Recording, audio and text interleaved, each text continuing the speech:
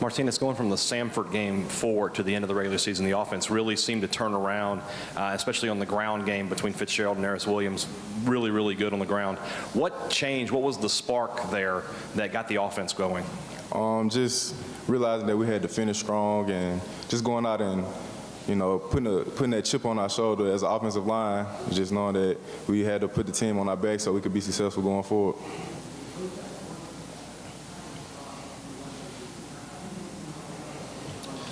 Right side, third row.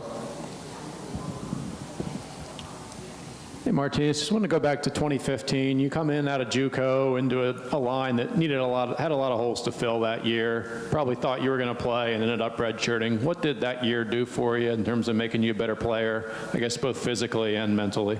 It did numbers for me, It was a tough year, but I had to come to realize that, God never makes any mistakes. So I just, trusting His plan, worked hard, bought into the program, and going forward, it's really just paid off for me, and I'm blessed for it.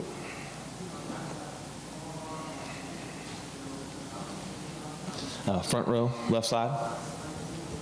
Ben Baby from the Dallas Morning News. Did you say you just did a boxing program? Sorry? What did you say you did a boxing program? No, sir. Okay, I was going to say that didn't sound right, but no. Going up, when you go back and you look at some of the ends you faced last year, I mean, who were some of the better ends that you saw throughout the season? All the ends I played with great players. They all worked hard, but a few of them that stuck out were Rankin from LSU. The guys from Alabama. You got the Haynes guy from Ole Miss. In the SEC, you face great ends every game, so that was just a few to name.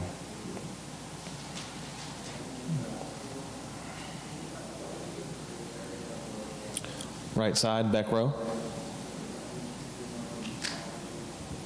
As a left tackle, you're obviously there to protect Nick Fitzgerald's blind side. What kind of relationship do you two guys have? Nick's a great guy, so, we got a good relationship. He got a good relationship with the whole offensive line. He's a guy that I respect a lot. He works hard. He's a great leader for our team. Right side, back row.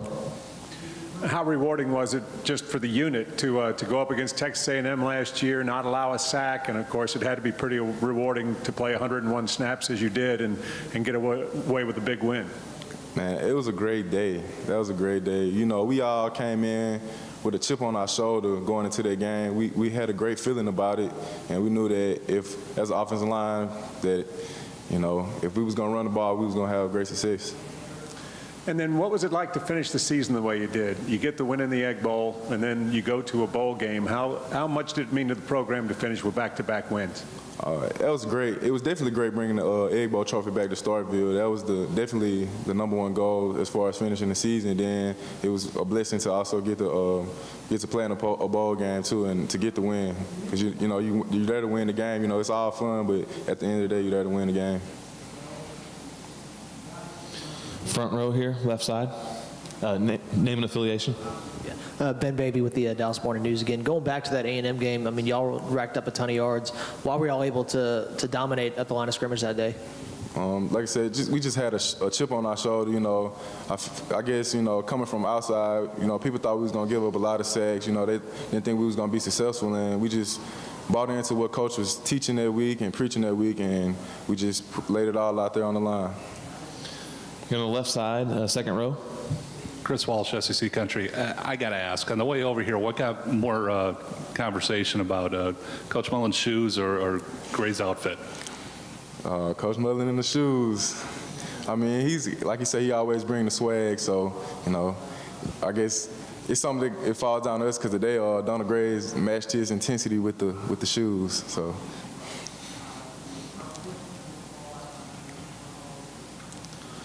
Any other questions for Martinez?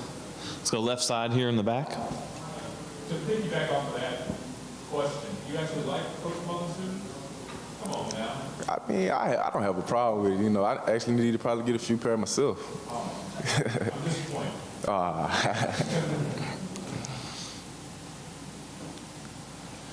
Right side in the back. It's a testament to your hard work with the all-academic notoriety you've achieved, and now you're being discussed as a first-round draft pick in next year's draft. How do you handle the attention, and how do you keep your focus on the season ahead? I try not to worry about it at all, honestly, you know, because it's a long way away, and I know I have to just grind hard one day at a time and just continue to trust God and pray and just, like I said, I just try not to focus on it, really. That's my main goal because I'm just more worried about my senior season and finishing strong.